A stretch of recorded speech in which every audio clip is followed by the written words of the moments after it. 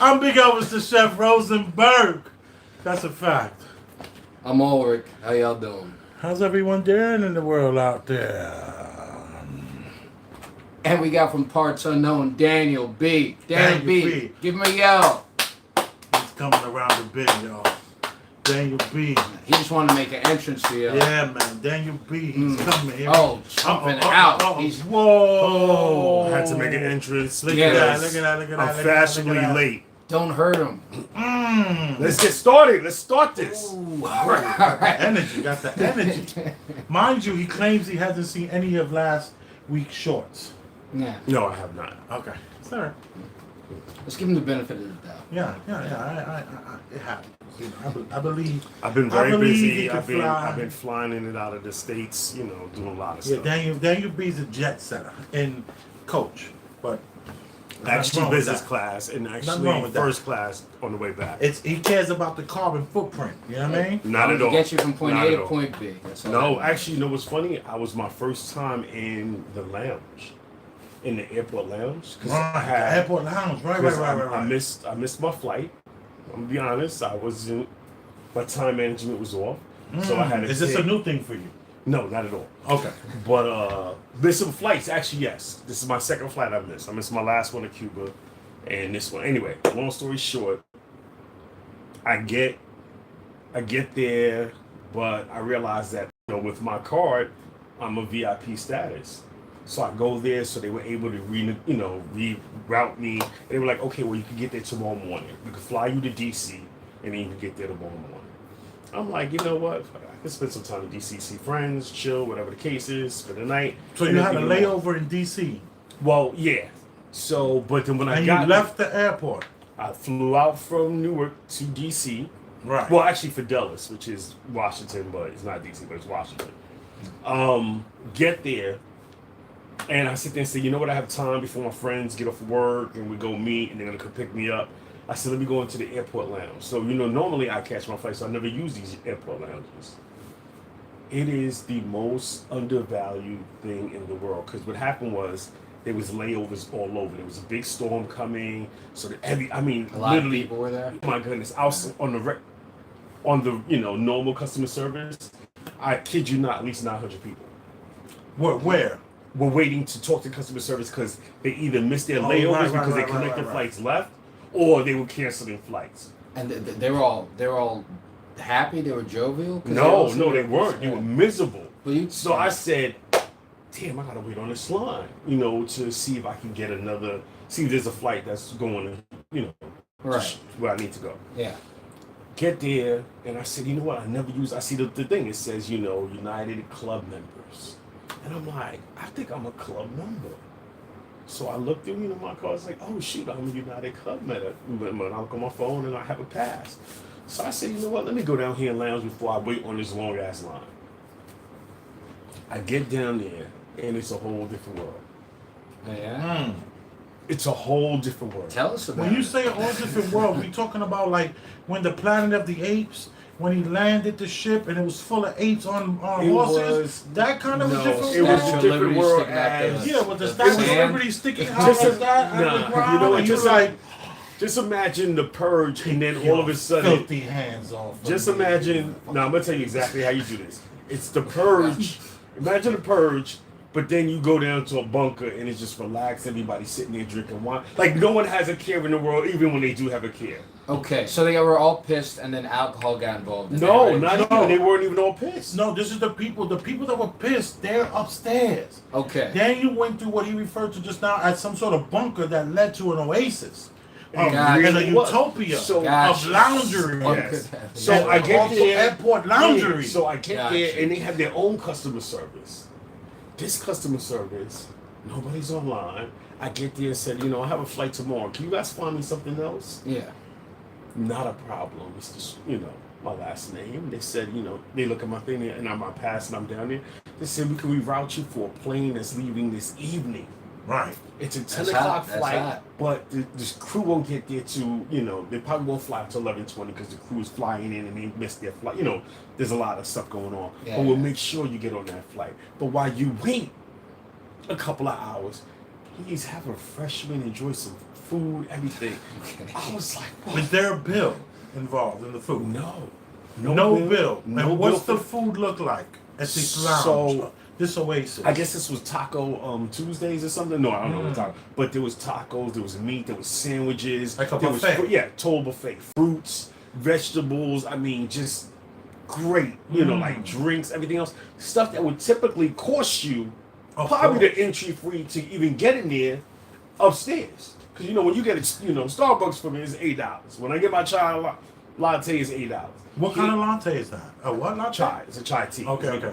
But it was just the fact that I realized it's like you save more money by even just being there, because you don't have to spend all these expenses of going to, you know, whatever their Panera bread, you know, because the prices are inflated.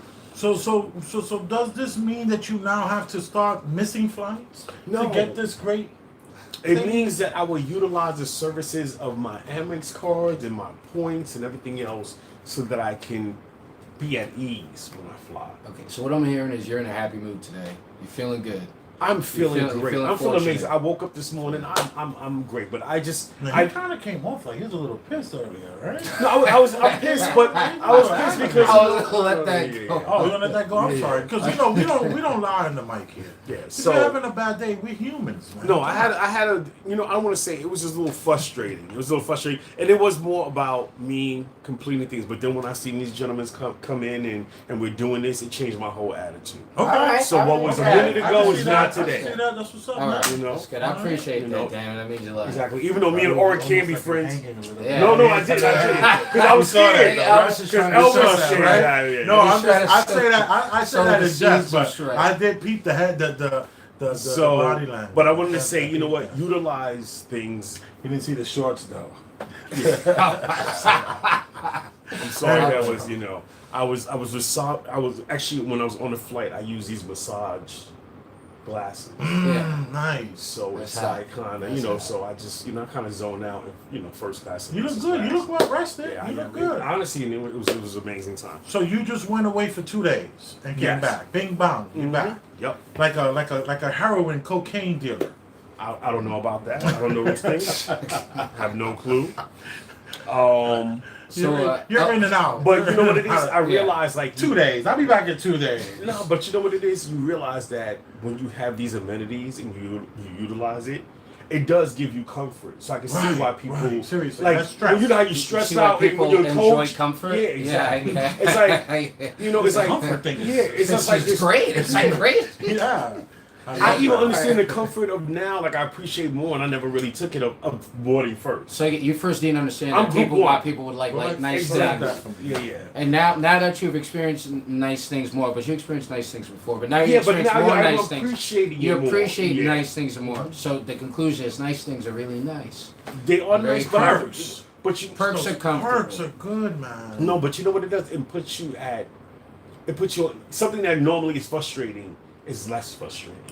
All right, so so decadence and luxury I mean, includes your soul. textured. I mean, it does make you think about it. If you have a meeting to go to, Yeah. if I didn't, fortunately, and I'm blessed to have those amenities available, Yeah. I would have been frustrated at that meeting. Yeah. I would have been like, oh my God, I had to come through this. I was in coach. It was, you know, a baby screaming. It was, you know, it's you don't get that. And you also meet, I hate to say it, if you're networking business-wise, it's the best place to meet people. First class, business class, in the lounge. Wait, but it's funny you said that discomfort, how your day gets ruined when you were in the coach or something. So the more uncomfortable you're in a particular situation, it colors your like day. Yes. Usually when I'm in comfortable situations, I don't even think about me being uncomfortable because it's something I have to do, so I don't feel the weight of it. Does that make sense? In other words, say you're you know for a fact you have to every day you gotta dig, you're a grave digger. Mm-hmm. You got a grave digger, you gotta hold it. It's hard on your latch or something like that. You know, you're busting your butt every day. But if you know you have to do it, you don't really feel the weight of it, or it doesn't really bother you anymore. It's my analogy is a little different. It's like, you know how you take the train, New York City public transportation. Yeah. I do it all the time. Yeah. I have to take it for work. Yeah, but How would you feel if you had an Uber picking you up and taking you to work? I don't know, man. I feel uncomfortable getting used to being that comfortable. Well, I love that comfort, and by all means, please give it to me. Well, that's a rich man's life, though, to take Ubers every day. Like, Yeah. No, I don't even think it is. No, though. all right, that's not necessarily rich because Yeah. when I was living in Austin, I didn't know how to drive, so I had to take Uber, yeah. Uber. But I don't know if it like afforded me more comfort because you're sitting there and I feel weird not talking to them sometimes. So but on the train you can really zone out. The train has How its can own you zone comfort out when level. you have somebody you have a whole team that's going to do a dance in front of you? Oh, And, that noise. Yeah, I mean, I'm not a big fan of that. you but, on a train. Yeah, but you learn to tune. If you're living in the city, you we learn to gotta tune let out. Daniel in. Oh, yeah. Sorry. Come on. Yeah. All right, but I mean, beyond all that, all I can say is I'm realizing. Look, I don't even want to say lucky. Comfort is very. I'm appreciating comfort more, that's what's up. and I man. think everyone should experience that. You think everybody deserves Everyone comfort? deserves it. Everyone. Deserves No one deserves anything. Yeah, We either earn it or we take it. but before we It go to could be another, given to us. Don't get me wrong. Things could be given to you. Yeah. But as far as what we deserve, I have an issue with that word deserve. Deserving of something is egotistical, nonsensical realities that you're in some sort of bubble and this is what I deserve. Like when someone gets like a new car, you always go over to the person like they got a new BMW. You deserve this. Just to you got to be real awoke and calm. You just, Yeah, you but before we deserve go on this. any more tangents, Elvis, you want to tell us what we're going to talk about today? Well, we were going to talk about what you wanted to talk about. Yeah. So, and this is, and we're 7 days behind. Sorry about last week, guys. I got some prima donnas on my hands, but it's for one of them it's my fault, and the other one it was my fault. I think they both blame me. Yeah, I didn't blame you at all. I totally you. blamed him. It was somehow my fault. Yeah. I took He's the scapegoat. responsibility. He's the I took scapegoat. the responsibility. Even though I was driving for 9 hours that day and was still going to make it to the pod by 9. Still. I digress from that. I'm glad you guys are here. Can I tell you about some emails that I got? Yes. Can I do that? Yeah. I got 3 emails that said, Big Elvis the Chef Rosenberg, you are on to something, and if you're not going to be consistent, give up now, because this show is too great for you to not be consistent. And I was like, wow.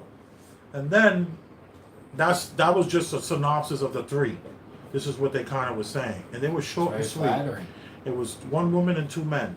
Then when I was on the Star show the other day, Star was talking about the Keke Palmer situation, and I called in to give him my synopsis, and someone in the chat, which they always go hard at you on the Star chat, they always talk about how they call me everything, with rainbows, and how fat I am, and that there's no chefs at McDonald's. They're always teasing me hardcore.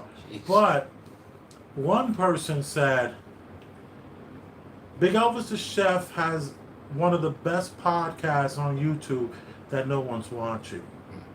And it stuck with me for the last few days, man. So, I just want to say, we're going to be consistent, and we're going to go hard, and we're going to, get on top of this, because if a person is going out of their way to email me, to tell me, yo, dude, what are you doing? You got such a great thing going on here. Don't lose your momentum, because in YouTube, on these streets, they forget you quick. And then it takes a couple of weeks to bounce back. But the good thing with YouTube now is they have those shorts that we did. I put out 23 shorts last week. They were doing really well. And I just kind of wanted to get that off. So today what we're going to talk about is something that Ulrich wanted to talk about. What we have to understand is, let's get to know each other a little bit here. All right. We got an educator, entrepreneur, and you got me. I'm the ex-bar guy, ex-club guy. I don't think we're going to call it ex-bar guy, ex-club guy, because, it's kind of, it's diminishing what you actually did. Like, I really feel like, since you want to be honest on the show and be truthful, you did a lot more than that. It's a lot more than the bar guy and everything else. You ran a bar. You manage a bar. You was partner in a bar. You know, you have your own dispensary. Yeah, it's true. I just don't want to get into the. Well, that my thing is, bar if and you're club gonna life- say it, no, we're gonna give people their flowers. Let's not do that. Let's not do that. Let's not do that. Let's not, let's be who we are. Well, let's put it like this. I'm the guy that walks into your business and makes you millions of dollars. But you have to do everything that I say. And I don't want to hear any lip. And I'm that guy. And then they make shows on TV of guys that look just like me that did the same thing. It was very, very disturbing. But Yes. what you gonna do? Everybody has their time. I'm also did I had the tie designing thing going on. I wanted to be a designer. I wanted to be a You're a Renaissance man. Don't say what you want to be. This is what you are. See, well, again, it's been a lot of years. I haven't picked up a sewing machine in a long time, or the hot glue gun. You want to get that? Take care of that real quick. That is a loud phone. That sounds like a phone. That's because he works at home a lot, right? You need a phone like that. Hopefully. Are you expecting someone? So I do appreciate Daniel not wanting me to minimize my past in the bar forum. But I just know what it takes to make a lot of money in the bar business, especially when it comes to a black crowd. I only really deal with black crowds. I don't really deal with Hispanic crowds or white crowds or anything like that. I mean, you'd be I know open how to to- them, right? You'd be open to them. You just haven't had the opportunity to work. I would never want to go back into that bar world. I wouldn't want to do it because it would be a conflict to my family life now. It's very difficult to resist the blowjobs. Well, you're a good family man now. Yeah, I'm a family man. I'm not trying to be in my office getting that done. I don't even think you do that anymore. Now, the Me Too time, you got to be very careful. Oh, please, I'm sure. You can do that, but then. Yeah, but now you would have to do the thing like I talked about. You would have to do the consent forms. Oh, Yeah, you're what talking about as a person of authority. Yeah, as a person of authority. figure. Yeah, and then you have to be careful with your underlings. Now you can't sleep with the bartenders anymore. You can't sleep with anybody That's who's not underneath you. No. You Oh, yeah, you God, shouldn't sorry. do it. That's It'd be very stupid. If I was back in the bar business, club business, it would be the stupidest thing in the world for me to mess with any bartender or any person there because all they got to say is that I was above them and they felt that they had to. Sure. You know what I mean? So Yeah. that's the thing that sucks, Even though the great thing about being in the bar business is this. You get a girl who likes you in the bar business. You're the manager there, so you're running the show, so that's an aphrodisiac in itself. All right, and then you leave. You say, it's kind of late. You want to help me? There's something we need to do, and it's late. So you two are together alone, right?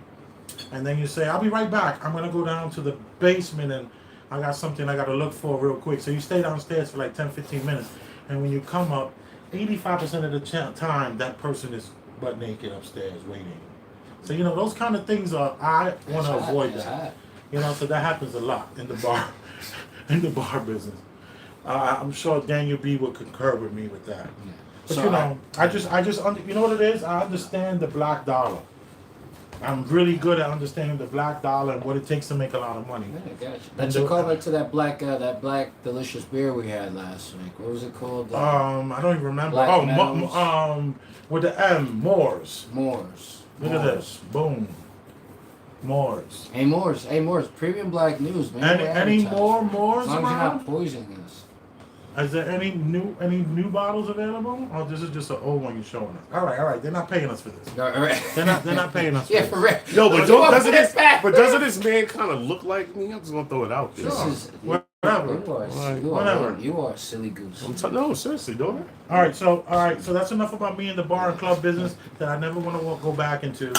And right now I'm in the cannabis world. I've been doing the cannabis, and before the cannabis was the personal chefing.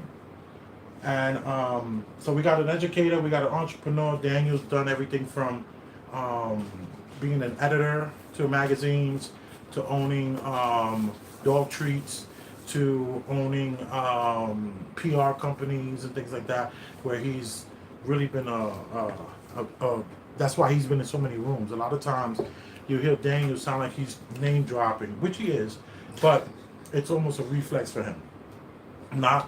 It's not untrue, it is true. He was in the room when these things happened. because with his PR firm and his entrepreneurial spirit and running a magazine and being part of launching of a magazine, launching of these things, that he has that to fall in. So you're getting that perspective. And the last few years, I would argue that Daniel has fallen into the liberal perspective through television and movies and Netflix. And it's like I said, I would not go back into the bar business because that whole Me Too era has changed the bartending game. And I think that Daniel B has fallen into that lane. So his perspective is from what I might perceive to be more of that stance, that New York, East Coast, power to the people, and how dare you say anything about that person's background or try to analyze this, they're lying, they're out to get us. And then we have an educator here who's into politics heavy. Ulrich loves words and he loves politics. He doesn't want to be called a wordsmith because every time we do that, he come up with a word he has no idea what it means. He's like, that's a word? And he'll look it up and be shocked. But Ulrich is, this is his college, I believe, on his shirt, right? Yeah. Well, you don't jock with the state school. It's not really cool. You kind of jock if it's like a cooler school, like an Ivy League. So you're saying your school is not cool enough for you to talk about? No, well, not enough to just give a shout out to.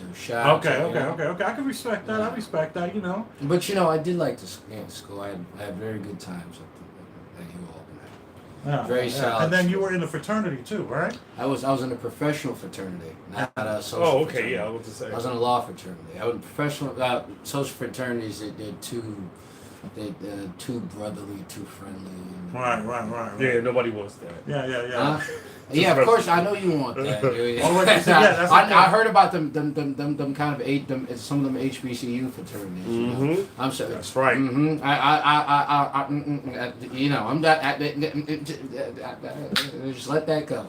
Let it be. So, so that's the perspective. We're giving a little perspective on that. And what we're doing here also is the objective perspective. I've been mentored by Troy Terrain. A lot of people know that from the Star Report.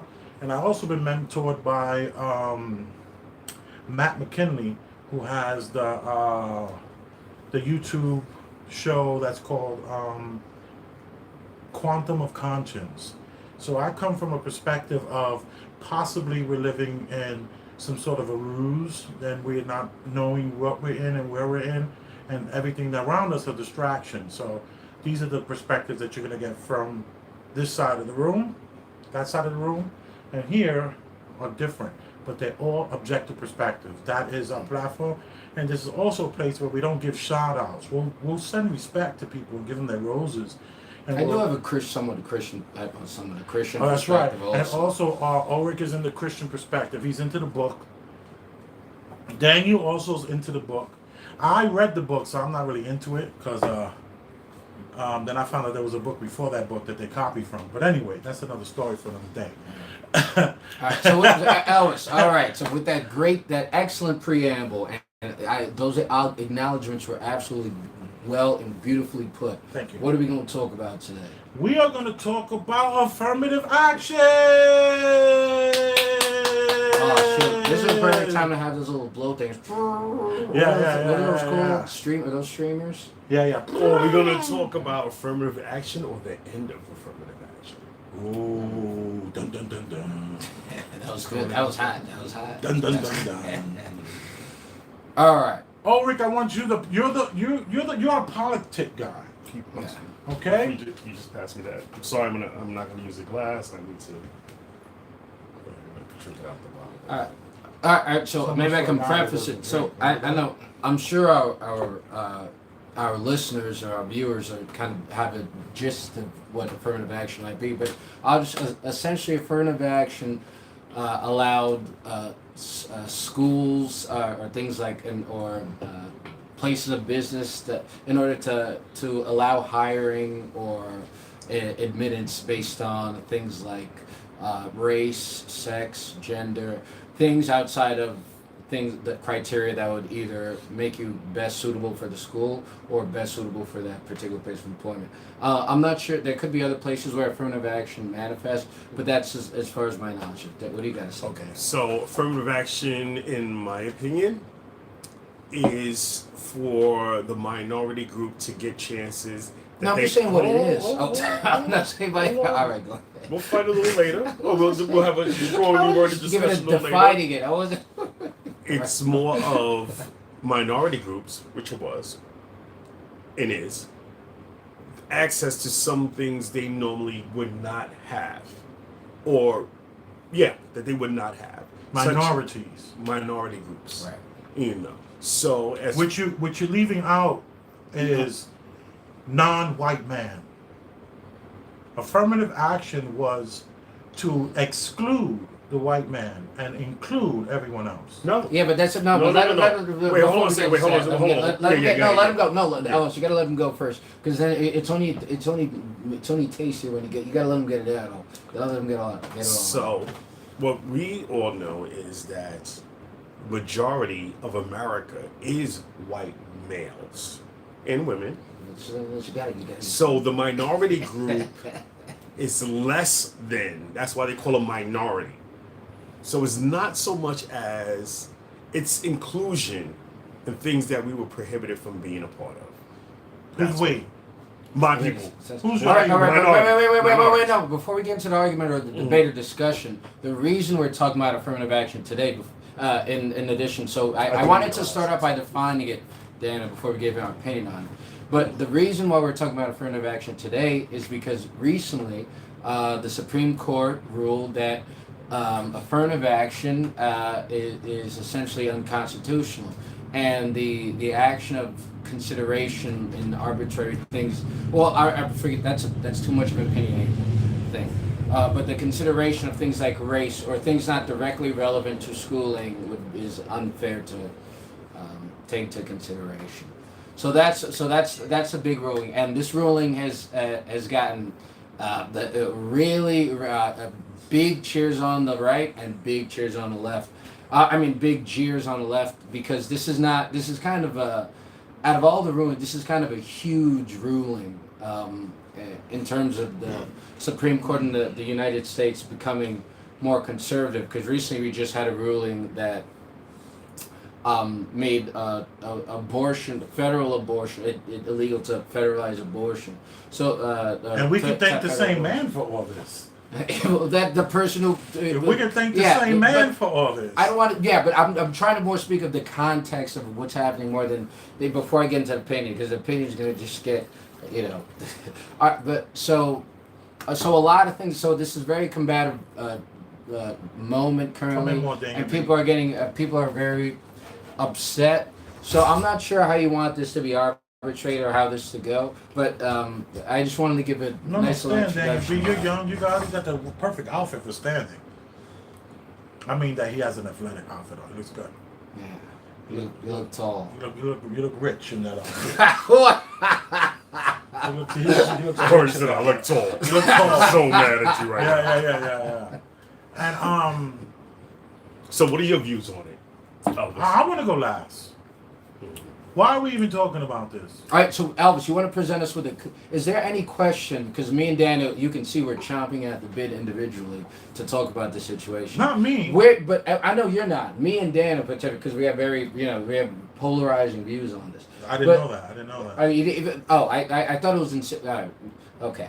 So I'm not sure, Elvis. I want you to direct exactly what you want us to answer about affirmative action, or how we feel about affirmative action. I do know that Clarence Thomas is the Supreme Court justice who's involved in that whole Roe versus Wade, heavy, and involved in this affirmative action. Something that, from what I've seen on these YouTube streets, is that he has wanted to get rid of for a very long time.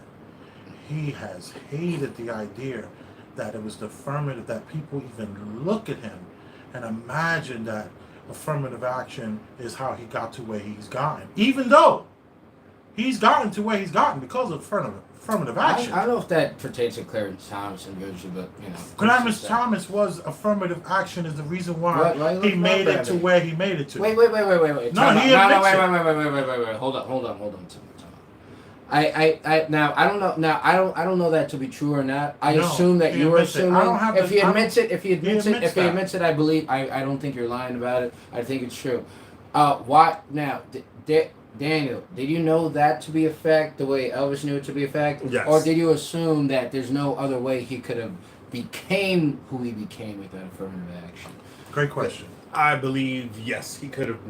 Yes, I believe he would not have been the person that he's in the position that he's in. without- Daniel, all right. So You believe it, or is it that you know he said this? I'm telling you factually. he No, said I know. this. Fact, Yeah, he I utilized said affirmative action. Yeah, but you didn't know factually he said this. So He said this. Yes. Where did Yeah. your so you knew factually that Clarence Thomas said this. Mhm. All right. So back to the question before.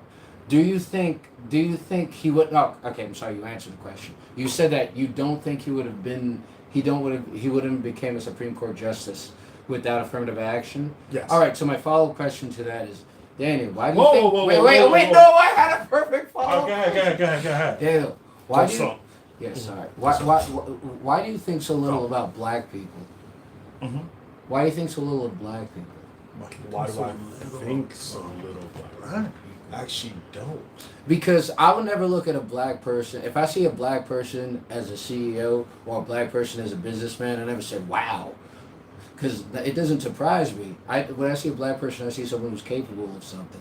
I don't see somebody who had to overcome odds. Can I say something? Oh, hold Ulrich? on, okay. I think that's a Wait, very hold on. disingenuous Yeah. question. No. I'm gonna answer that.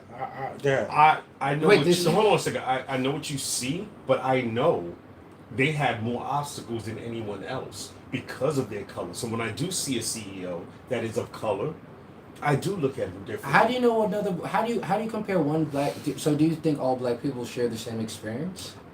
A lot of us do, especially when you go in up that So- corporate so, ladder. okay, Wait, so hold on the a second. majority- For a so the fact- majority- No, for a fact, those who are going up the corporate ladder, yes, they do. So white people somehow being white once there's a corporate ladder there and you're in a business situation, there's no obstacles for you to get to the top. So there must be an endless number of white CEOs. There is. So there's not other white people that get that they shoot past. No, but again, it's how to put it to you. Somebody said it best. Being black, you played Monopoly, right? Yeah. Right? You played Monopoly, right? Yes. Being black is playing Monopoly and having to go around 3 times with no money.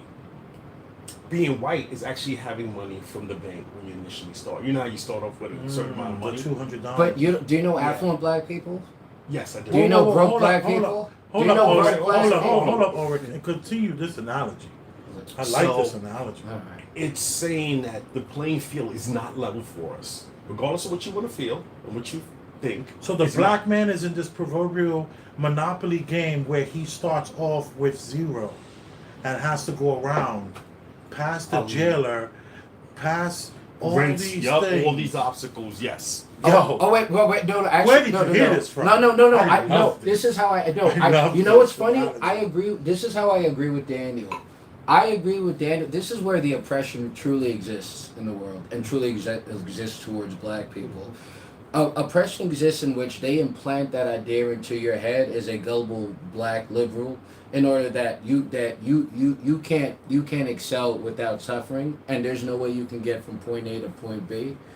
you can't excel without suffering. That there's no way for you to get from point A to point B because of the color of your skin. You don't know the circumstances. The You don't color know. of your skin or suffering? That's two different things.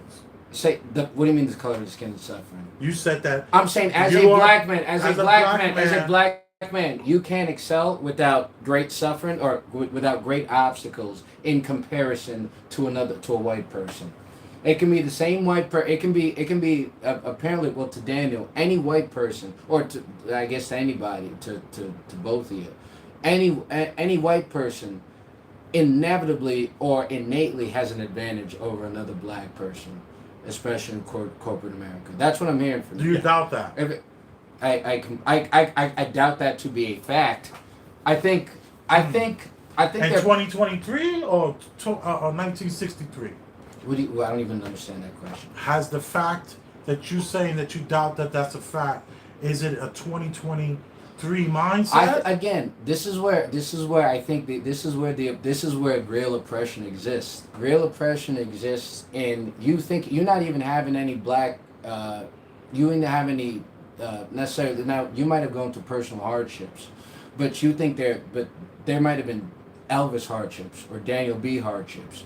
But for some reason, I'm hearing those are black hardships because you guys went through very different experiences. I went through very different experiences as a black man, and I know white people who maybe had a different experience, but I don't even know black people who've had the same experiences I had, like the same particular experience as me. So I don't understand. I don't know at what point in my development as a black person or my growth as a black did I miss where I was stunted, because apparently there's another evolution in black thought that I haven't reached yet, and the black thought in me in my evolution in black thought is me thinking I have a ceiling, I can't go up because there's a ceiling on my head, and that's and that's all, and that's when I'm saying what I'm saying, I can hear a confidence and in fact a confidence and assuredness that you think that I don't understand what it is to experience to be a black man. Like I don't understand the black experience, and the reason I don't understand the black experience is because I don't think I'm oppressed, and somehow me not thinking I'm oppressed is me not understanding the black experience. And I have a problem with that complete way of thinking. And I think that way of thinking is everything that's wrong with affirmative action. Secondly, what I have to say about no, wait. Okay. Can I Can I All right, say sorry, that? go Okay. ahead. So let me just respond to that. It's not that there's a ceiling that we can't break through. All I'm saying is it's difficult to get there. I'm not saying that your experience as a black person. All I'm just saying is the difficulties to get there. I know a lot of black people in corporate America, and they can tell. Let me just use this perfect example. A judge told me this, and this was a black judge. What kind of judge? Black judge, criminal judge. I'm not gonna say what borough he's in, but this is what he said. Okay. It was a meeting. It was like all the judges and all the district attorneys. I used to do work with them, and we were having a little discussion on the side. He said, when his counterparts, which are white, look at a black person, they're either sympathetic, they have something, or they look at him as, you know what, you're a criminal. Hold up. Mm-hmm. Said this to who? You were in the room listening? No. He said this to me. We had a discussion. You? He said me and him were talking. That's a different thing there. So I'm listening. Now it's making sense. Okay, but what he said is, naturally, he says when a judge sees a white kid, and he said they actually have to take classes on biases for this case.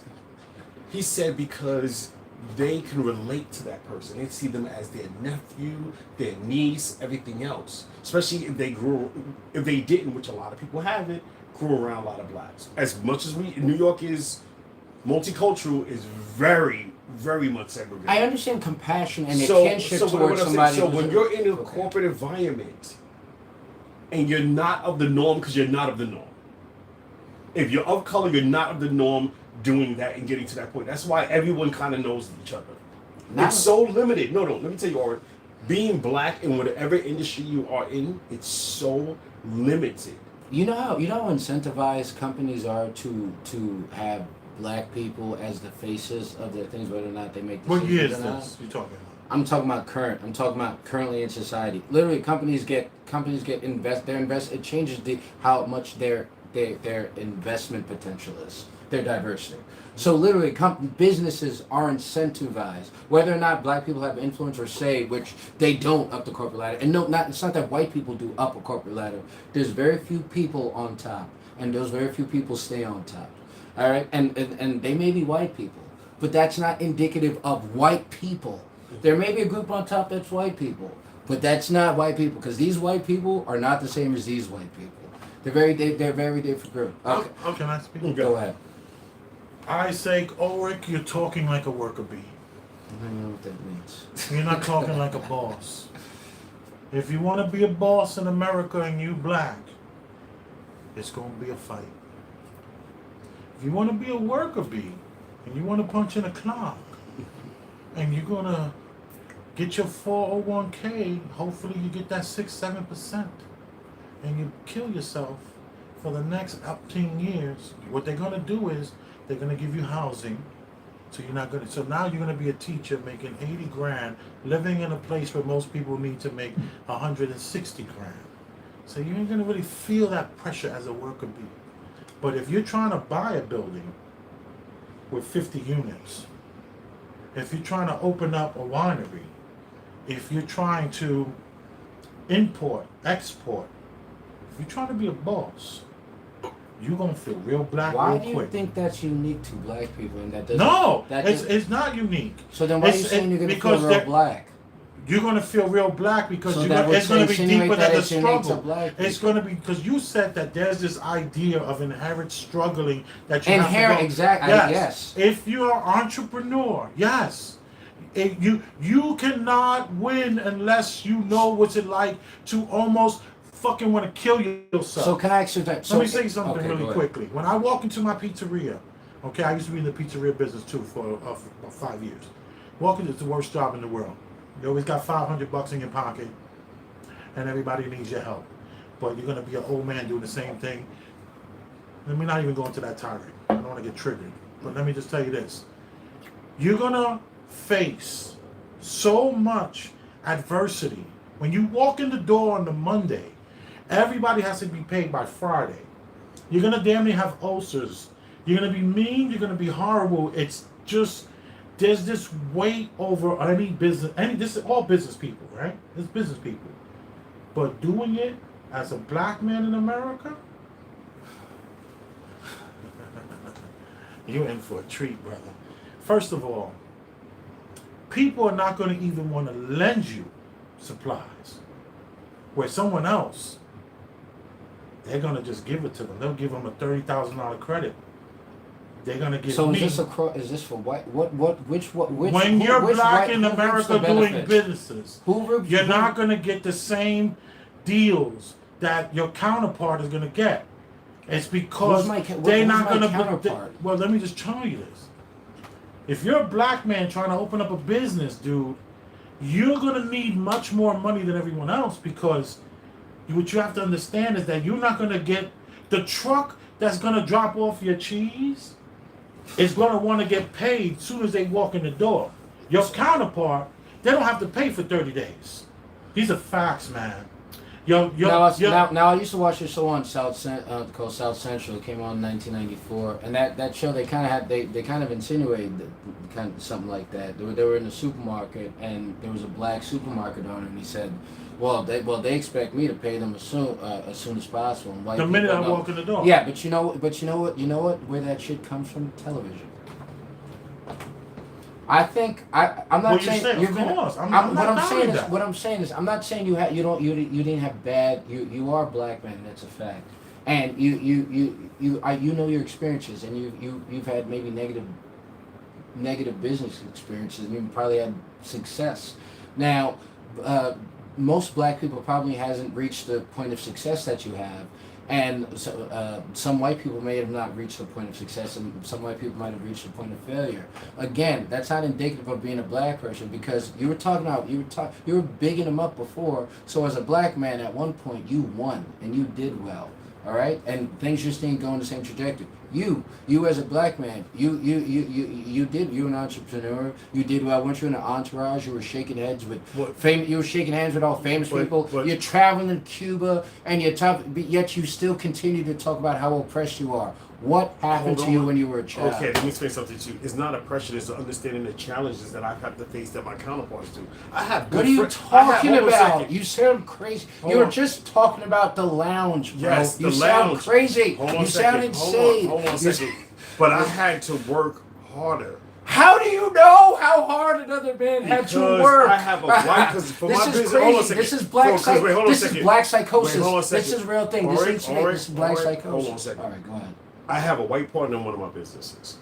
Well, let me rephrase that. I've had two partners who can pass for white. Continue. And they utilize that because they know they use that whiteness to get them to excel more. Partners, not we're friends, but partners, business partners. I know they get more. When someone is talking about our business, they're looking at them. Okay. So so this is what I'm hearing. You project your personal feelings onto everybody else's experience. Facts. That's how women it's not behave. Personal. It's not that personal is how women experience. behave. You it's can't say facts. facts. You can't say facts. Statistically, how many CEOs there are that are of color? Statistically, how many people of color? Are you saying they're not qualified people? Okay. How many people are? So this is how you determine. This was like, man, schools really didn't. Okay, so this is how you determine. This is how you can determine the fairness or unfairness. How many so for a position, this is how you determine racism. So for a position, how many black people were applying for that position? How many white people were running for that position? If they were proportionally running for a position and consistently a white person was picked, proportionally equal numbers were running for the position and a white person was consistently picked, there's clear evidence of racism. However, if you're running for a position and you're constantly having only 2 black people go for a position and 8 black people are going for eight white people are going for a position, now, black people, and this is why I'm saying this is where the real oppression lies. There's Polish people, Chinese people, Jewish people. They don't look at other business and try to say how proportionate they are to the business. I didn't want to mention Somalis because then people can say, well, in the music business and the movie business, blah blah blah. But they're really minorities who actually have are not manipulated or not leveraged, and so they don't complain about, oh, we don't have the names. What kind of person is living their life thinking about the number of black CEOs? First of all, if a black man is if you have a black man that's president, is that new? That's not your father. That's a black man. All right, I'd be proud if my father's president. If a family member was president, not just a black man is president. I don't just idealize blackness or. What are you talking about? Let me tell you something. Let me say something. Okay, you're a black man in America, in business, trying to make it, and your obstacles are going to be different. Your money's going to be different. First of all, everyone you know is going to be poor. Everyone you know ain't going to have it.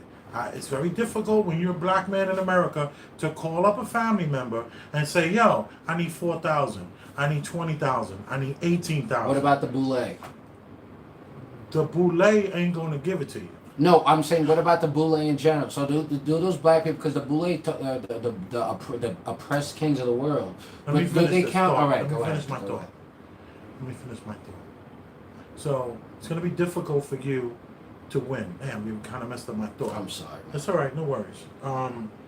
So what was I saying? What was I saying before you cut me off? I'm sorry. Being a black man in business. Yeah, being a black man in business. And what you have to understand is that the immigrants that are coming, not immigrants, you refer to them as, what did you say? They're, what's the word? No, you said they're not immigrants. You used the other word. You use, what's the other word that's non-white? What are these people? People of color? No, when they're like, they could be trans, they could be women. Minorities. See, this is what a minority is. A minority is a trans person. Minority is a woman. Minority is LGBT. Minority is Asian. All these are minorities, right? See, the thing with these minorities, they ain't like the black man in America. See, the black man in America goes into business so that he can get the big house, so he can get the big car, so he can put his kids in private school, so he can not necessarily floss, but be the real true boss. That's the problem.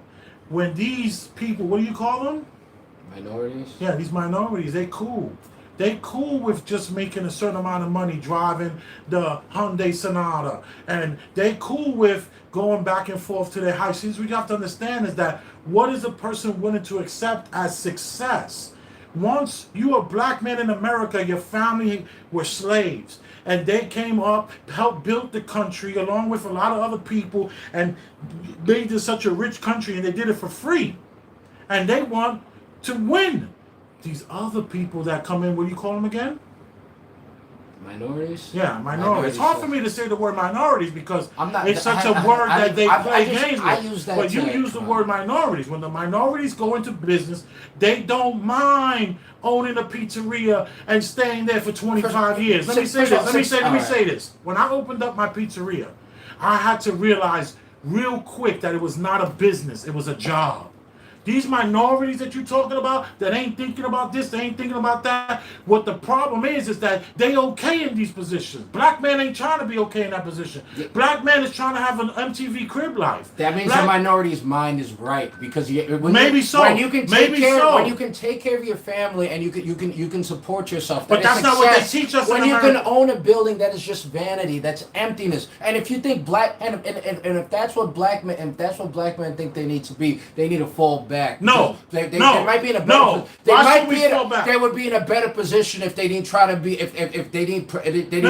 Be a basketball player. No, be a rapper. Listen be to me. somebody famous to succeed. The black because man they regurgitate that shit. They regurgitate that shit. Hello. In order to be black, I gotta shoot a jump shot. I'm just saying that. Don't interrupt the host. Repeat that shit. No. All right, go ahead. What you have to understand is that the black man in America has had enough with. You know how many times black men have lived with each other and build? Now everyone is like, we got to go back to that? Are you crazy? Bro, I'm not going to be like the Mexican man and live here and we're going to slowly start to take over the blocks. Hold up. We did that. Please. And you know how many times they flooded us for that? That's a fact. That's a fact. Let me tell you how dangerous this shit is. No, what I'm saying is real. Let me tell you something. When the black man in America came up and by the bootstraps and learned how to damn masonry, carpentry, all these things with the grand pianos. It wasn't just no Tulsa, Oklahoma. They flooded at least 15 towns once you started popping. And what they did was they gave you a job. And they turned you into a worker bee. They turned you into a guy working at a factory for 20 years with a pension and a little house. Go to all those towns across America. They all dilapidated and they all destroyed. They totally played us. If you don't think that the black man got played in America, you need a reality check, the black man. man is getting played currently in America. That's what's happening. Currently? The black man is hasn't stopped. It hasn't stopped. No. It's getting played now. And whatever trajectory, so there was a trajectory with black people with the with Frederick Douglass. And then when black people reached W.E.B. Du Bois, they just fell down. That's what happened. So and I say that because how many times did they flood? Let me just say what Frederick Douglass preached as a black person is being self-reliant, learning skills, never complaining, putting your head down and working. And then what W.E.B. Du Bois degraded it to is, there's only so few of us who was able to think the black thoughts that people can think. And then what happened is black people just started not really reading these books and reading these quotes and not understanding what these people are saying. So they regurgitate these black things and they recycle it. So now when I worked at a charter school, these high school kids would just regurgitate shit about how hard it was to be a black person in America. These motherfuckers never had a job, and they're just spewing this shit out, talking about how hard it is. What I'm saying is, when you don't think this shit goes, you think I'm regurgitating? I'm not. You had an experience. I'm not trying to shit on you. Look, I'm not trying to shit on you either, Daniel. I'm sure you had negative experience, you had positive experience. I know I bully you sometimes, but I don't mean to. I like it. Listen, what I'm saying is, I think it comes to like us. I'm saying, oh my God. What I'm saying is, I come down. What I'm saying is, what this kind of stuff, this kind of rhetoric, goes into kids' heads, and they grow up thinking, man, I can't be. It's hard for black men in here. I can't do this. I can't make it. And when they see obstacles, they say these are obstacles of the black man. And I think that can act more of a deterrent than making them want to go harder and overcome. And then the second problem is, since they think it's either all or nothing, because they don't see any value in doing anything in between being owning a freaking building between being able to pay your bills. They don't understand. Owning a freaking building with 50 units. One's a failure. No, that's vanity. You don't know how much No, I it's do. not. You're not even gonna be able to enjoy. No, it's not. Listen, no, it's not. No, it's not vanity. Owning a building with 50 units is not vanity. Owning a building with 50 units is called real estate. It's called. Let me tell you what America's about. America is about capitalism. That's what value for value. How the fuck is it that my value is somehow not as good as that guy's value right there? That guy's value right there. I think you're valuable. I think I'm valuable right, too. So why, this is why I left. This is why I left the pizzeria business. But you see what you were saying a second ago. But you were saying you didn't feel valuable a second ago. I'm saying that you're just falling. Can I say something? Yeah, please. Ulrich, you saying people should be happy and content. I'm not saying anybody should be anything. This is what I feel. You're saying we should be happy with this vanity, having these buildings. These are the people with power, and they refuse to let us get that power. They refuse to let us get that 50-unit apartment or that house. Let me tell you the difference between you and me, my experience as being black, that I know for a fact. I understand that this Frederick Douglass was a slave. Yeah, I know. He taught himself how to read. Yeah. That's beautiful, yeah. No, it's not beautiful. The fact that he was a slave was never beautiful. No, he had to fight. No, he had to fight to get to that point. I'm a Frederick Douglass fan, so please don't use it. Yeah, and why not? He can use it.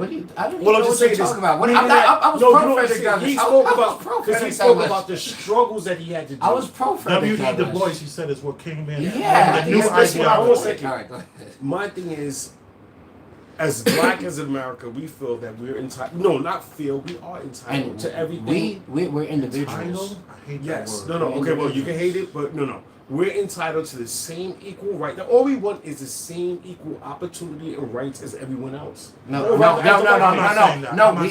I think no. You want equality of outcome, not equality of opportunity. It's very different. You know what I want? I want to be able to call one friend and say, "Yo, I got an idea.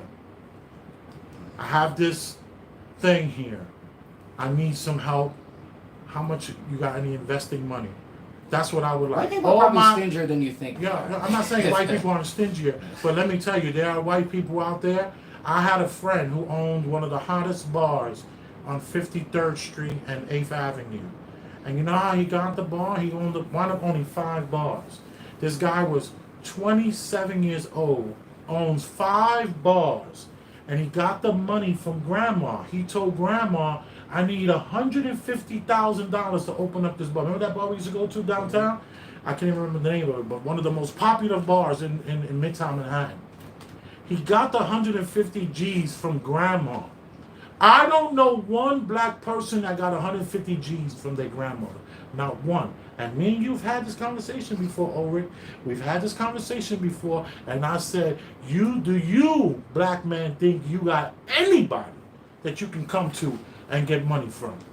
No, and it's never hurt me once. It never made me that's feel the as problem. less as a black person. You've been convinced that that's okay. You say that we speaking rhetoric. No, you speaking rhetoric. You okay with not being able to have a dream and have a team. I'm able to have a dream. I'm able to have a dream. I don't think I'm unable to have a dream. As a worker bee, where there's no ceiling over your head. I don't think I'm unable to. Wait, my ambition. And I say that respectfully. My ambition has nothing to. My lack of ambition has nothing to do with my opportunity for me to. I don't feel like there's a lack of opportunity. Where like I don't have that same. Yeah, but your opportunity is worker bee. You don't have any hurdles in front of you. The hurdles in front of you are going to be that of a person who's just trying to excel at that job. But if you're trying to excel, if you're trying to get you generational wealth, as a black man in America, the black man in America is worth your yes, it's worth $700. All my white friends, they just wake up and they got boom. They don't. I'm not saying they do. Wake up I'm not saying they do. Generational wealth. I'm not saying they do. But let me tell you something. What are you talking about? If they walk to a bank, if they walk into a, how do you know this? This is a fact. These are facts. These are facts. You're telling me that if a white man walks into the bank with a high school diploma, can't get a loan? I don't know, man. Yes, he could. But how yes, where he are we could. pulling this information from? These are facts. These are facts. You don't. A white man with a high school education has more opportunity than a black man with a college degree. This is how we can clarify. So is okay. We can clarify this simpler. So is it? So what about? Is it the individual loan officer? Is it the individual banks? Is it individual bank policies? It's a system. You can't say the. It's a system. You can't say the system. It's a fact. It's a system. Let me say something to you. Yo, you know when you say the system, that means this is how they trick you. Because when you say it's the system, I don't think I've been tricked. No. When you say it's I've the been system, tricked to think I when can they say do it's it for my bootstraps. when they say it's the system, that's when you think, okay, we can't change this incrementally. We can't do it the legislative way. We have to overturn the system. So the change seems so far away that it doesn't seem accessible. So it presents this resentment that's building up that both of you seem to have. No. But how politics actually works, there's a way you can there is a way you can work without the system. If you just had if you had the gall and the patience and the patience to be at your personal city council meetings, the only voting that actually matters. Yes. What I'm saying is that the stuff like there's actually incremental changes, but what they're having they're having black people think, and I'm telling you, this is the real oppression, that what they're having you think is, man, we can't change the system. We got to overthrow it. We got to do something different. We got to put in comedy. And I don't mean to be making a black voice. That's racist. But no, but I didn't even hear it. Or can I say one thing? I didn't hear your black voice just now. Even changed. I think it's funny that you think he was using a black voice. No, so my that thing was is the funniest part. It's like they even changing the voting laws so that don't start this voter suppression. If you start this voter suppression, please, we're not doing voter suppression. Dude, you gotta stop. No, you gotta end it. Stop. We're not doing voter suppression. I don't want to expose your ignorance anymore today. No, we're not doing voter suppression. That's definitely propaganda. Let me tell you something. Let me tell you something. Walk into a bank, Ulrich, you're gonna feel real black. I think maybe my past credit decision speaks more for that than any of my blackness. Okay. I know plenty frugal black people. I bet the doc is frugal black person. I won a contest, and when I walked into the door, they were like, "Oh." Oh yeah, but But what happened was, let me just tell you this: I was dating this woman who wrote the welfare to work program. She was single-handedly wrote the welfare to work program from the government. She wrote it. I happened to be dating that woman. I had joined the contest for opening up a business. I let her just rock the whole thing. Do you remember that? That work. It was for the hot dog stand, the papaya stand, the 50-cent papaya stand. Yo, we had charts, we had graphs, we had projections, we had every price that broke the hot dog. I broke the hot dog down to its smallest minute and just build it all the way up. And I had the most. And I still have that. I still have it in my storage. It's a hell of a read. But the woman who wrote the welfare to work program, I dated her. She wrote my business plan. I entered into a contest. I win the contest. Right? Yeah. I had 20,000 in the bank at the time. 17 and change. I win the contest. I was only asking for $60,000. I walked in that bank on between 121st and 120th Street Citibank and Amsterdam Avenue.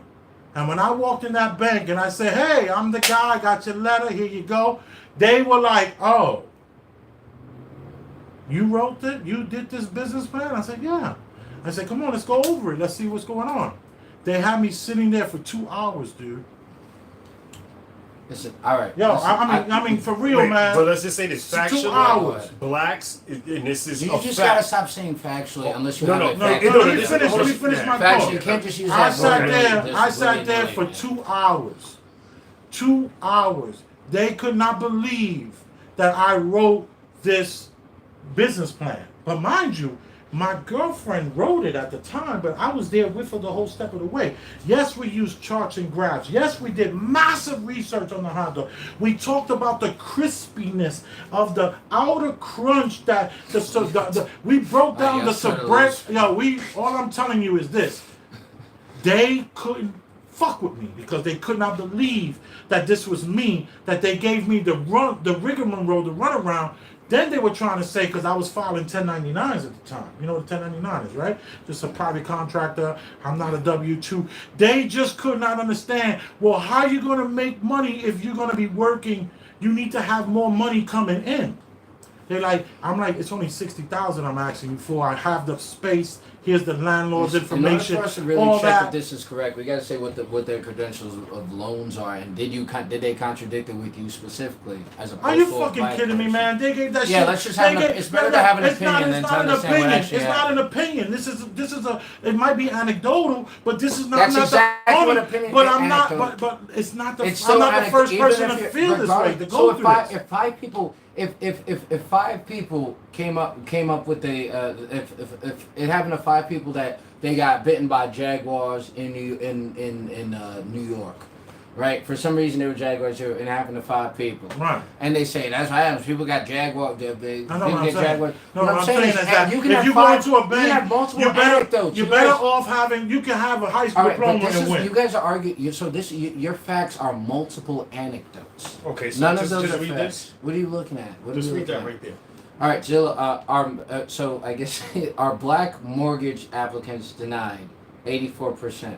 Zillow recently analyzed data from the Home Mortgage Disclosure Act and found that black mortgage applicants are denied a mortgage 84% more than white applicants.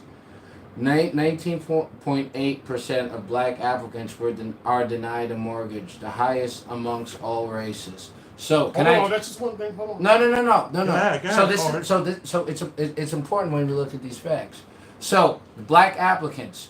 Now, what across black applicants with the same income and with the similar situations? What was the percentage of denial? That's how you determine racism. I think you're on the sauce already. Yeah, all right. I really think you. I think you're on the Or sauce. what I'm gonna say is this: it's constantly been lawsuits after lawsuits of a black person even getting their home appraised. I'm not saying redlining exists. I'm not talking about. I'm not talking Not about. did it still does. Like, stop saying like it was in the past. This is what's happening even now. All right. It's the Listen, reality of the world. Let's go. We talking about affirmative action. Yeah, let's talk about affirmative. All I mean, this all pertains to affirmative action. I, for one, don't give a F about affirmative action. Because if you did all the studying and you did all the numbers and you crunched them all up, almost no black people was getting taken advantage of this. This was the minorities that you talk about. All these minorities were the ones getting. You look at the HBCU college, they got more white girls in there than white women were the people. So it came out that white women had the biggest advantage, and that was the biggest uptick rather than black people. Yeah, so that wasn't even a point necessary in making. Well, that's indicative. That's indicative of, again, this is where the real oppression exists. What's indicative? All these. Oppression. This is the real oppression. So what happens is there's an issue that pertains to black people. There's an issue that pertains to black people. And what comes with the solution is something that not only doesn't help black people, it helps completely someone else. Like affirmative action, voting for Obama. These are things that hates people. What I'm saying, I mean that's true, but I was saying that as a joke. But that's a fact. No, I got That's a I got fact. it, I got But what I'm saying is, what happens with when we kind of think like this and we kind of just regurgitate these things again, I'm not saying that you didn't have bad experience. I'm not saying you don't know people without bad experiences, and I'm not saying I'm not dismissing. I'm not dismissing your statistic, 84%. I know black people are disproportionately poor, and the reason why black people are disproportionately poor is because of the things made to help black people. Yes. Remember, so Absolutely. Again, affirmative action does help black people. It helps very selective, affluent, probably the Colin Kaepernick half black people that aren't even fully black. And I talked out of my butt on that comment, but still, what I'm saying is that your rhetoric, the way we're speaking, and the way the way you guys are kind of arguing towards me, I think more speaks to the problem. And what comes out of and speaks to the problem of us black people being influenced or being led to think that we have adversity that we're unable to move past. I'm not saying it may not, I think We it's can hard. move I think past poor it. people. I think poor We people. can move past it. That- That's what reparations are for. See, Because I would like to call one of my family how are we members. gonna do reparations? How I would like to call reparations? one of my family members and say, yo, I got this idea. And they're going to say, wow, I was hoping you would call me with your next idea. Can I actually I ask have you? this to help. Actually, just let me make one count of reparation. Do you think $100,000? I mean, I'm sure black people suffer more, even though most of our people didn't even come from slaves. But I'm sure black people, especially people who would receive reparations, I can see fucking Colin Kaepernick's probably going to get, if reparations have Colin Kaepernick would get a $5 million check or something. But do you think? So I'm going to throw out an arbitrary number. So, and this is just to go to a smaller side for reparations. Do you believe that, say, $100,000 would be an appropriate check to receive? No. So you think so? That's not enough. So you think black people across the board should get multi-million dollars? If they're because descendants of slavery? American slavery, yes. If they can link their lineage to slavery, then hell yes.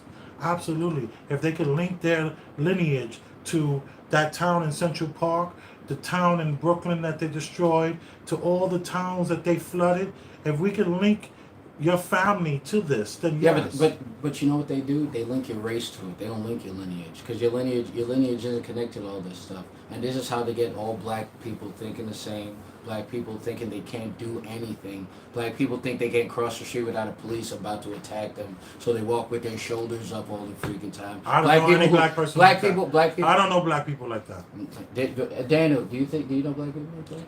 What I do know is black people in America has had a history of being hurt, abused, raped, anything negative you could think about, any type of punishment has been done to them. And you're saying there's no ceiling. There's no need for a ceiling when you beat somebody down so much they don't even want to Wait, get no, out. I didn't say no ceiling. Hold on, you said there was no. You said there was a ceiling. There was I'm saying there's a contrived in their head. There's a ceiling to black people. An imaginary. You know what they say? If you take an insect and you put them in a cup and they keep jumping and jumping and jumping and jumping and jumping, after a while they won't even do it even if you let the lady go. Yeah, but the difference between me and you, I'm free. No. See, that's the thing. I'm not in a cup. See, that's the I'm thing. free too. Hold on a second. I'm free too. Everyone who tried to be free, they've killed. But I am free. I'm free. Yeah, but you're free. You're a free man, but your mind is only trying to go but so far. What do you mean? But so You're not. my mind goes as far as my mind goes as far as the Lord. That's as far as my mind goes. Okay, So I'm not gonna argue that. What I'm saying, I'm not But going. you know what I'm saying. But I'm not Let's talking not about- play that game. Yeah, but You know what I'm saying. What I'm saying to you is, Ulrich, respectfully, you're a worker bee. You get up, you go to work, you take care of your business, you pay your bills on time. All these things, nothing wrong with that. Yeah, That's but, great. Step out of that. Yeah, but if that's you a want to negative step out of connotation. that, you're going to see a difference in the world. You have a negative. You have a That's negative. without connotation. resources. You see, here's the thing. I think it's frustrating to approach entrepreneurship regardless of your race. I think it's frustrating without your race and some potential investors and people who can support you, regardless of you're white, black, or anything. If you don't have those three things, you don't have those three things. America has told us we can do it by our bootstraps. Americans has told you. This is what they Americans told us, you that you can do it right from your bootstraps. You can get up in the morning, you can tie your boots, and you can work hard, and you can bust your ass, and you can make it in Americans America. have told black people they can't. They wouldn't be able to. They would starve to death without welfare. I don't know who you're talking about. No, I don't even know these black people you're talking about. Can I just say these one black thing? people are in your mind. Can I say I don't think they one thing? I'm talking. First of all, I'm talking about you. I'm talking about Before your even safe W.E. Du Bois and everything else, we were never even considered a part of America. We were never even considered a what man. is all this No, black hold on a hate? second. Just We get were past not it, bro. considered. What are you You doing? see, you can't get past something that's already there. I can't get past being black. When they see me, they see a black man. I don't care what I'm doing.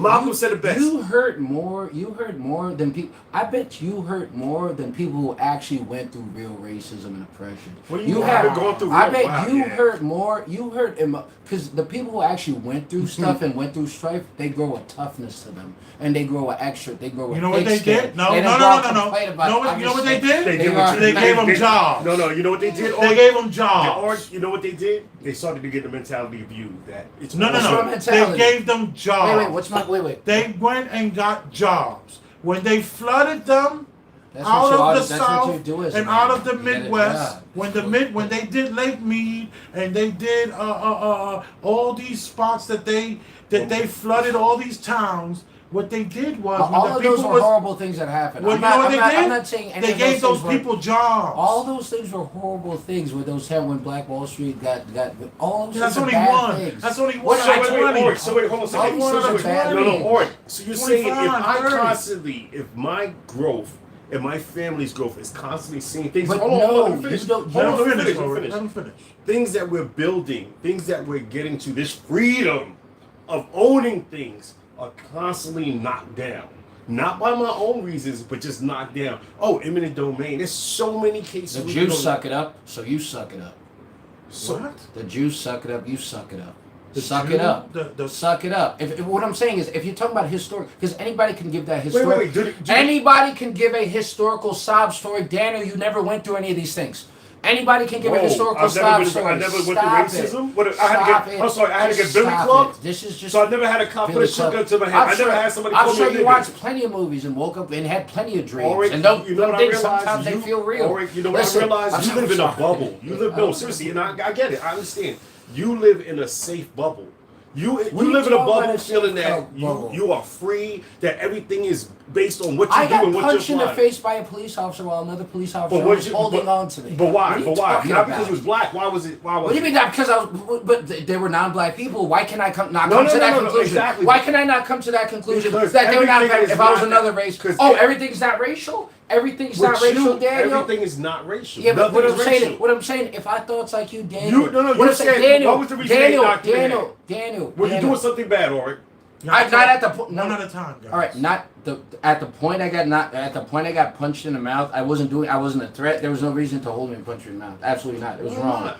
I was first of all, I was 11, and there were two grown men. First of all, so let's everything was wrong about it. Everything was wrong that's happened. No, but it wasn't because you was black. I was the only black. I mean, how could I not come? There were two non-black people. I was black. Why was that? Because I was black. The reason because I am not. Listen, I am not everything. Every bad thing that happens to me, I don't think it has anything to do with my blackness. I think a lot of it has to do with my behavior. And if you keep on thinking every lack of success and everything that happens is based like you blame none of your successes because of your blackness, but all your shortcomings are because of your blackness. How does that work? Well, let me say, Ulrich, you're getting confused. I am. I said, yeah, because I believe that my success is because I'm black, because I am resilient, and I know it's going to be more. Wait. difficult. Okay. Wait. Wait, Hold on. hold on. I gotta break this Yeah, down. Ulrich, you gotta let each other speak. So I got- all my right. thing is, I grew up. My parents told me I'm gonna have to work 5 times as hard. I'm gonna have to do things more. And you say the Jews don't look at their whole thing is a Holocaust. Anytime you bring anything up, they bring up the Holocaust, whether they went through it or not. Guess what they're gonna do? They're gonna make sure they never go through it again. And they're gonna hold on a second. Hold on. And another thing is, guess what the difference is? Jewish is a faith, not a fucking race. See, this is what's different though. This is So what stop the using reason them. I brought up the Jews is this is what's important this is how everybody will grow up when you're able to look outside yourself. Because you see how you would look at a Jew and you're almost diminishing what they went through historically to an extent, and you just did that to an extent. If another Jew heard that you did that to an extent. What you just did was diminishing to an extent what they go through historically, and now that happens. You expect them to suck it up because you're stuck. I think. I think you're stuck in your perspective. See, this is what happens. See, the reason I don't feel as comfortable as a black when I'm looking at white people. Because I'm not stuck in oh shoot I'm a black man. It's like I don't feel naked. I'm not gonna go through this diatribe about not being comfortable with a black man. But I don't feel so naked because I don't feel my black skin is in weird uncomfortability. So I'm able to see this is another person. He just met me. He doesn't know what to say either. I know I'm confident when I speak. So I walk into the conversation, whether white or black, being feeling comfortable. It had nothing to do with what I'm saying. It's because I'm not in my stuck in my. What I'm saying, if I was stuck in, and I held on to that pressure, and I looked across the room, and I'm like, and I'm looking across, man, what this motherfucker's ancestor did to my ancestor. And I'm not saying that I'm exaggerating just for the sake of the point. But if I looked at somebody and I came into a business, even a business situation or a bank or a loan, trying to get a loan, and I come with that, I know I'm not gonna get this shit. I'm just a black man. I'm just I think to some extent that self-defeating process leading up to it can lead you to taking either shortcuts. You're not working as hard as you want to on it. You're not when I used to work at a charter school, kids would be so low in their self-esteem, and they would perpetuate in that charter school, talking about how hard it is to be black. They'd be scared when they took tests, so they wouldn't try, and they wouldn't fill out the tests. They would be empty tests. They would be tests half done. And what I'm saying is, the motivation, what you think is motivating, is actually doing the opposite. Okay. I'm just saying. Can I just say one thing? I'm going to say. Just come a little closer. You diminish black people the way you feel I diminish Jews, and you don't even realize it. You just said historically what Jews went through. No, I'm saying jump outside yourself. No. I can't be but who I am. I can't jump out but so much, because guess what they're going to do? And I'm not saying this, and trust me, I wouldn't have the success, or none of us will have this. Well, none of us will have the success if we didn't jump out of it and sit there and say we can do this. Me being black is a point of fact. I think you wear being black as like a shirt or like a hat or something like that. Yes, it's a badge knowing that black people. See that? It's a badge. No. Just like you know what? I have friends. I have friends who realize the history, like, oh, I came from George Washington, and this is who I am. My family created it. That's the legacy that they have. I have ancestors and everything else that. I will not let them underestimate what we've done in our accomplishments. Who does that? But everyone does. Who you fight against? You do it. No, I celebrate different black people. I diminish black people, but it's not based on their. It's based on their philosophy, not their blackness. I don't give a fuck about peanut butter, so I don't give a fuck about George Washington Carver. I'm sorry about the cursing, Elvis. I apologize, but I don't necessarily have it. I don't celebrate him as a black man. I celebrate Frederick Douglass because his philosophy is extremely intelligent. And I think it's extremely productive, and I think it moves forward. I'm just celebrate black people arbitrarily, but I think you, that's why. Let's leave that down for I think this. You know what I celebrate? No. This is a big point I'm gonna make. You know what I celebrate arbitrarily? There's kids in my school who are, for lack of a better word, kind of spazzes, and when they do any little dumb thing, we celebrate them and we clap for them. Like because they're smaller and they're little, and I mean and you know they have some kind of mental issue. So we make sure that they know they're celebrated, and we make sure we know they're loved. Black people are not spazzes. I think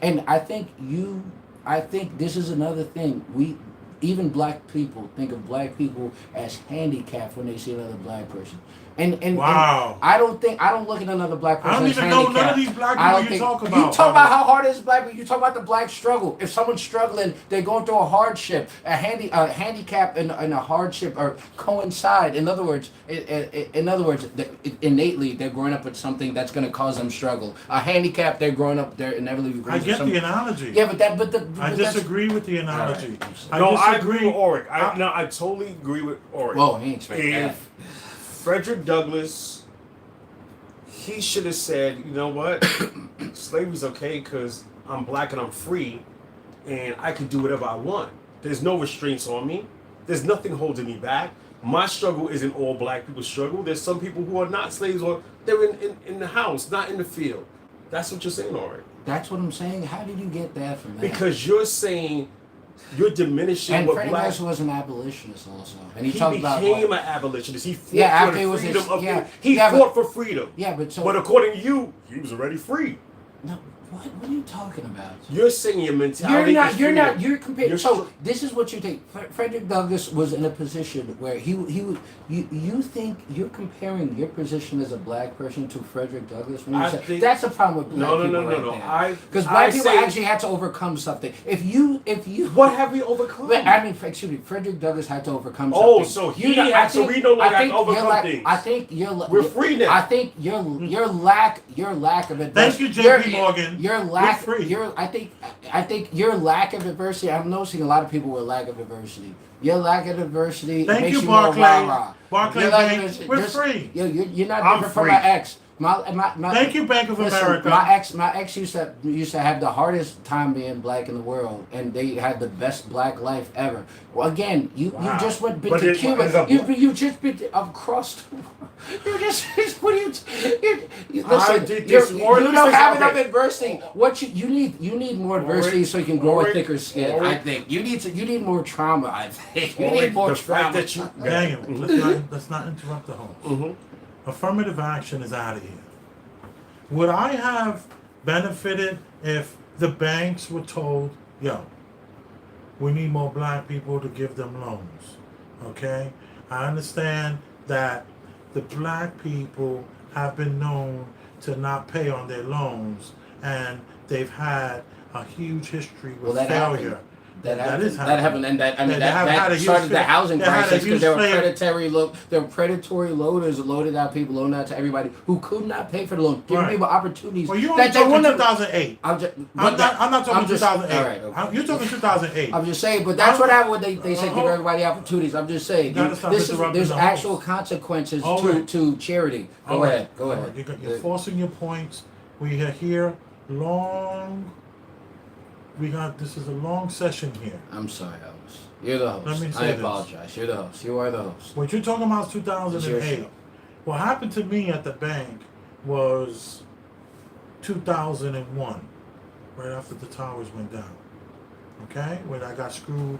It wouldn't have been nice to have affirmative action step in and say, let's give this guy a chance, despite the fact that we have had a history where when it's a black man, they're not going to pay their bills. That's how they feel. This is what they're teaching them. Good friend of mine's wife worked at this particular bank that I'm talking about, and she had told me that in the 5, 6, 7 years that she was there, they have not given not one black person a loan in that bank. And yet I joined the contest for that situation, won the contest, and still got shut down, and they made me feel really stupid and uncomfortable, and I didn't get the loan, the 60 grand. And I had no one I could call and get the 60. I got not one black friend I could call and get the 60 grand. There was a couple of drug dealers that I knew that I didn't want to get involved like that, so I never asked them, because when you borrow money from a drug dealer, 30 days later, they're like, yo, how much money we made? Because they don't know business and they don't understand about investing. So that was a bad idea, right? So what I'm trying to tell you is that would I have benefited from affirmative action if they was to force the banks like they forced the schools? See, this is affirmative action is about the schools. Okay? We've gone off on some tangents and some anecdotal experiences, but the reality of it is that it's over and it's done as far as affirmative action and forcing the schools to find these outliers. Okay? These outliers they were looking for were those people you talked about, the minorities. And these minorities were very non-American black. 1% was American black. Okay? But what I would like to say is that I don't give a F about affirmative action being taken away. What I care about is that what's going on behind that screen, what's going on behind that curtain, so to speak. Behind the curtain, we have a whole world that's going on that's so much more bigger than affirmative action could ever be. And that's called legacy. Legacy. That's a great point. Legacy is what's destroying these universities. Legacy is what is pushing the money through like you have no idea. It's being funneled. So this whole thing about affirmative action, it's all poppycock. Elvis, Hogwash. that makes every point that I was trying to make the entire time that you were disagreeing with. You son of a gun. That legacy thing makes my entire point from Don't the interrupt beginning. the host. All right, so that's you make me mad on that. That was my whole point from the beginning. Legacy It's not is race. destroying our universities. Because what's going on in these universities is that if you had a family member, even an in-law family member, you are allowed into this school and they are accepting 48%, no, 46%, 45%. These are the numbers, and this is all factual stuff I'm talking about. 40 something percent of these people that are going into universities had a family member that was in that school. And 70% of that 40% can't even add up to grade level. All right. Can I just say again? Remember, my original point was there are few white people Why on do you top, need so much and credit, they Owen? might be. Why do you need all the No, credit? because you disagree with me this whole time, Elvis. I So there's disagree a because few you're coming white from a people- worker bee there's- point. but you If can't- you're in but- America right trying to is- be the boss, I don't care if I'm trying a to worker have, bee. I'm a no, right- no, right no, is no, right. dude, Right it's is- not disrespectful to call you a worker bee. I left the bar business, not the bar business, but I left the pizzeria business because it wasn't a business; it was a job. I'm over here killing myself. These people making more money than me. But yeah, but My that's- workers are but making that's more what money I'm than saying. me. Again, but again, about affirmative action, very few people, legacies. I agree, and they might as well be white, and some of them are right. They're very specific white. Also, now the rest of the whites, along with the blacks and along with everybody, they're still pulled up in this lotto. And there might be more whites who get more opportunities, like the semi-legacy, the semi-rich who gets things, but they're still in this same pool. And what's happening is these legacy whites are all these up here are all the people who are dropping that. It's hard being a black man. Let's do affirmative action. These legacies I are don't the even ones know trying these to people. erode You keep you. talking about. I Are don't even trying know to these erode. people. These I don't are even know the ones these who. people. These Can are I- the ones who trickling can I- the stuff can I down. say- Not these Wait, whites. see, hold on a These second. You're talking about victim Hold on, blacks. hold on a I don't second. know Hold on a these second. victim blacks. Can I just say one You're thing? talking about the black people from the projects, dude. I'm not Listen, talking about the black- I'm talking about black no, people in No, general. you're talking. You see, that's the problem. The black person you talking about is a person that's resting somewhere in your mind. And I say that respectfully, Ulrich. You're my friend. I care What do you mean about somewhere you. in my mind? But these black people that you talking about, I don't even know any of them. That are what looking black for people the am I government to give them something. I who's didn't even- convinced them? wait, I didn't who's even con- bring up the- you brought who's them up. I didn't even convinced bring them that that up. they're struggling? Who's convinced them that they can't make it? These people, I don't even know. Oh, the government and the people who convince them are struggling. They're different. They're all different types. Some of them are middle class black people. Let Daniel get an opportunity. I'm just gonna leave this as this. Affirmative action. It's getting seen. Affirmative action is not just because you're black. It's being seen because you're black and you normally would not get seen because they don't see people from these schools. They don't see people from these high schools. Most people that are from affirmative action or utilize affirmative action, especially in education, have high GPAs, 4.0s. They would not get looks because of this legacy. They don't. They want won't. them. There is no legacy. No. They're utilizing legacy. These blacks. Bro, who's hold on a second. utilizing Hold on. legacy? Let me just finish. Affirmative action is getting you into the door. Right.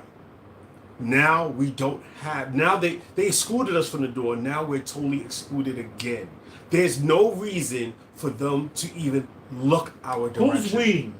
Black people. Yo, a lot of the non-affluent Indians. No. How come a lot of non-affluent Dude. Indians are getting in the Ivy Leagues? Because the amount of Indians getting in the Ivy League had nothing to do with their what's the word? What am I looking at? Social status. Yeah, their social status are a thing. In other words, so the highest people admitted to these Wait.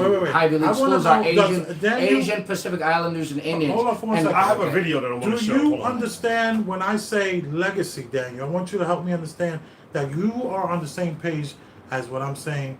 Legacy is the problem. He's not on the same page. He's never on Hold the same up. page. Daniel, because I can No, just please break explain down. it to me. Yeah. Legacy Break it down. means that I'm gonna be able to go to a school because my uncle went to the school. And here's another thing: if you have the money, it's all about the money. Legacy people pay the school it's not a tuition. Legacy is a check being written. Yeah. And you allowed in even without the grades. You're allowed in because you have the money to pay for it. America is built on capitalism. Capitalism has no moral base. This is what I'm saying is the issue.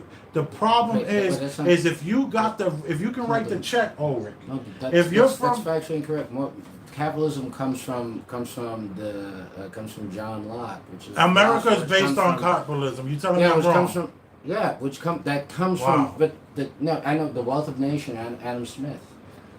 I know. But what I'm America saying- is not based on value for value capitalism.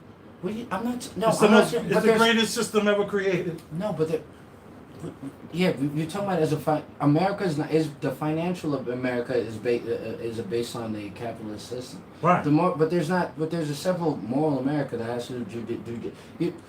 The moral America that you talk about doesn't exist in a university if you have an uncle who went to the school.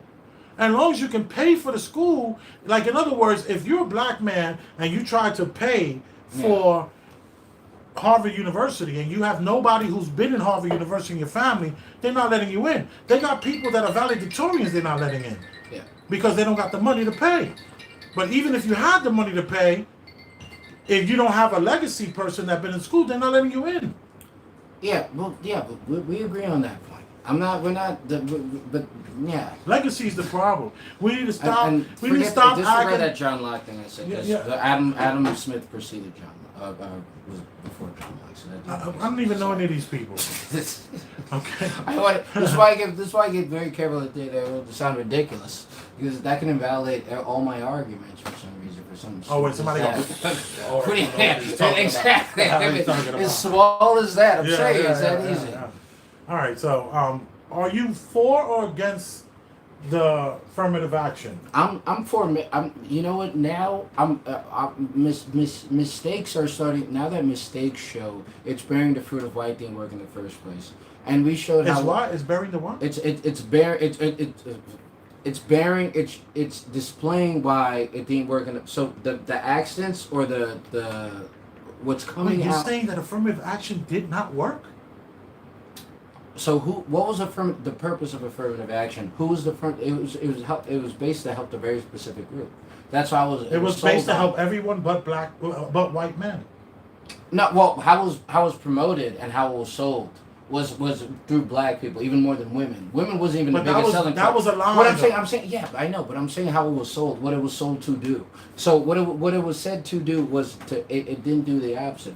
Now I agree. There was an ulterior motive with affirmative action.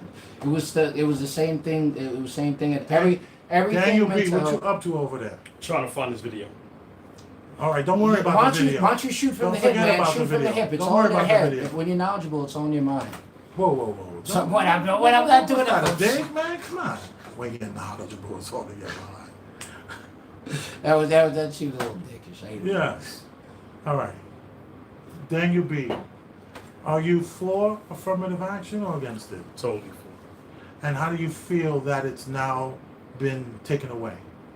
I feel like a lot of things, they are constantly trying to prevent us from being free. And when you say us, Me. you're talking about everyone but the white man? Yes. And that means No, I mean, something let to me you? phrase it. Everyone other than the majority. Okay. Let me ask this question. Daniel B, Ulrich, I'm not sure who, but what do you think about the idea that they created a system that said no white men allowed? I feel like they have a system that says no black people allowed.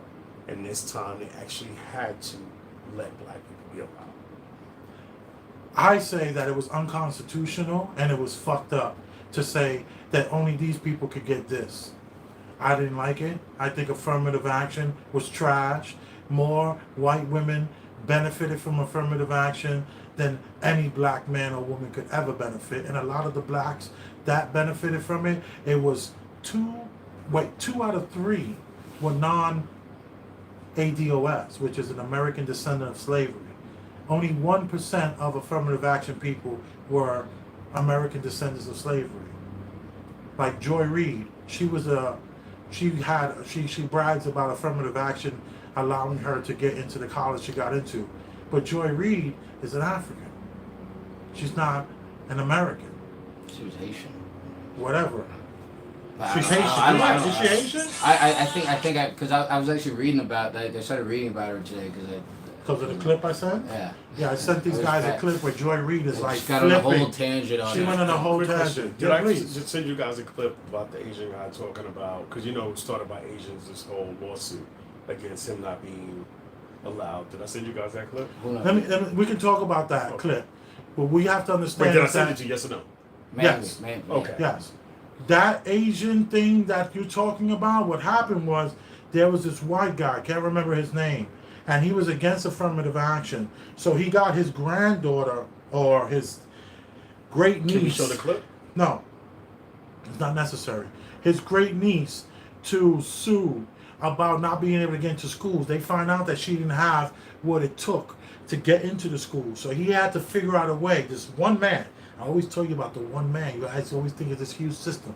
Well, this one man has fought for the last 30 years to abolish affirmative action. So what he started to do was he started to step to all the Asians, because the Asians were coming with valedictorians that weren't getting in to these schools. So what he did was he said, yo, you know what they're doing is wrong, right? You know, I can help you. Let me start this lawsuit, and I'm going to raise the money to do this lawsuit. And so all these Asians were tricked and duped into doing these lawsuits about why can't my kid get in? My kid is valedictorian to this school, and we're part of this non-black situation. So it became a very controversial thing. But go ahead. Okay. So I do know what you're talking about, but, but it was a scam. Well, it was a scam, but it also wasn't one man. He was actually working with. That's what the guy brought out, and it's actually I looked it up. It was a certain specific group that wanted this and pushed the lawsuit and financed it. And that's what you're saying. You're saying one man. It wasn't. It was one man who may have initially started it, but it was a group that pushed it because they knew exactly what it was. That's why I really want to show that clip. All right. But we get it. But let me just tell you, these Asians were played. They told a lot of these Asians, like, yo, they trying to only hook up the black man. Let me take on this lawsuit for you. And they were like, sure, go for it. But anyway, I digress on that. The question was, I think that if you're gonna pass a law that's discriminating against the white man, then that's not a law that you should be passing. Because we're here in America. Capitalism is what runs America. And I don't think we need to be saying this guy and this guy don't need to get this because of this. Like that to me is not it's saying, just but it's wrong. but It's wrong. I was just Daniel. I'm gonna say ultimately, I'm for affirmative action, in so much as I think we need to have affirmative action in addition to state rights. So, when we have individual state rights, and we have things like affirmative action, and we see that in things like COVID, and we'll see how effective this legislation actually is, or whether it's full of smoke and mirrors. Right. Because we'll see how it's actually executed, and see states with differing opinions on it, and different executions set them. Things like affirmative action is good for black people because the rhetoric sounds good. Black people historically went through terrible times, so it sounds good to say. Therefore, this is how we should heal it. So I think affirmative. I'm more and more for these bad laws in addition to state rights, so we can see states who do them and don't do them, and what the effect actually is on black people, and if these laws are actually helpful. All right, Daniel, Well, you got the last words. So I want to say this: it's not about white men being excluded. It's about black people minorities being included, and we need to stop saying. Minorities. Hold on. So we need to stop saying, "Oh, they're being excluded." Minorities. It's not being excluded. It's the So, fact that do we you were know excluded. A and you lesbian allow couple someone- will get in the door before a black man with this minority concept you got going on. That's crazy, If they man. know- Minority is a lot like affirmative action. It does anything but help. Minorities help. The LGBTQ, Hispanics, which is women. called questioning. How is the questioning even in the LGBT category? Come on. Knock it off. Somebody's questioning, so you group them? It sounds like he's confused. Sounds like she's confused. Out of everything, I'm affirmative action questioning, has so been the now most I'm part of this group. exhausting conversation I've had here. You're welcome. You're welcome. We're going to take a 5-minute break, y'all, and we'll be back. We're going to do, some pop culture stuff coming up. You are appreciated. I'm Big Elvis the Chef Rosenberg. I'm Ulrich. Danny B. And I love you. And that's a fact. Oh, wait. Should we? Yeah, well, I was trying to do that earlier. All right. Do we go all the way back? No. Peter Griffin, hello. T. Rilla, hello. Latasha Jordan, Yeah, hello. Yeah. I go pretty hard on the Got stars. trips tomorrow. Chat. Latasha Jordan. Peter Griffin, T. Rilla. Yeah, don't cut yourself short, chef. Banging on the bathroom floor. I don't. You see, I don't want to go this far back. And then we got more Peter Griffin. Listen, guys, thank you for all your chat. We have a new guy here, Kenny Tyler. Salute, young man. Keep doing what you're doing. We have another one, Bio. Oh no, that's called Blood. Blood Doctor Vision. Blood Doctor Vision. Black people influence. It's reign supreme. Oh, we are all bosses. Oh boy. Brothers of my family work together. 40 acres is what 40 acres are what 40 acres we want more is ours, and we show empathy towards our enemies, handed over truth to power. Okay. Oh, God, you gotta watch out with some of this stuff. Lex Diamond is here. Wow. Lex Yeah. Diamond, what's popping? Who's Political refugee like Tony Montana. I don't know what that was about. We didn't catch it and see. But we want to thank everyone who's tuned in, who's tapped in, who's pressed the like button, who's pressed the bell for notifications, who understands that we here at Premium Black News. Steve Ladner is here. Nobody is free in the land of the free. In the land of the fee. That's a good one. No one is free in the land of the free. I came up with a whole song from that. We're living in a paradise. Turned it to a mall. And they charging the whole way. All right. Ricardo Emmanuel. That's one of the people who sent me the email. Oh, Rick, you are wrong.